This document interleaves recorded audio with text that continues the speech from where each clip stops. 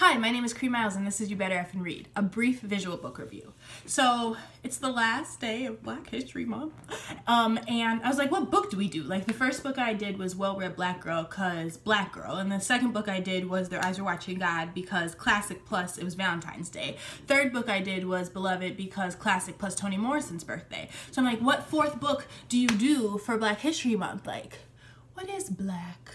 And I've decided that in the name of centering our stories and not tokenizing them, but instead making them the norm and not having to have to be steeped with all this sadness and tragedy or extraness, and it can just be regular schmegula black people living their regular schmegula lives around other people who might or might not be black, I am going to do a Zadie Smith novel, okay? I'm going to do NW, her fourth novel, the N standing for North, the W standing for West, and no, I'm not talking about that beautiful child born to those unfortunate parents. I'm talking about a portion of the city in London where the novel takes place. So this novel isn't a feel-good piece like Well Read Black Girl, but it's also not the tragic, exhausting situation that we had in Beloved. It's somewhere in between. The novel is about loneliness, it's about boredom, it's about contempt. Zadie was trying to go against the Jane Austen instinct, and instead of explore what people do when they are being their best selves, she was exploring what people do when they intentionally bring crap into their lives. Can't relate!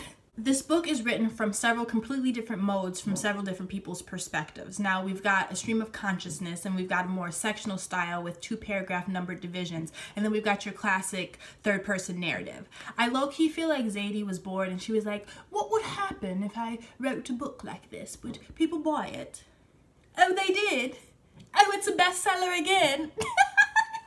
Despite all of the different modes that the book is presented in, it's still an extremely cohesive story. My favorite character slash narrator was Keisha slash Natalie, who is a self-righteous overachieving assimilator.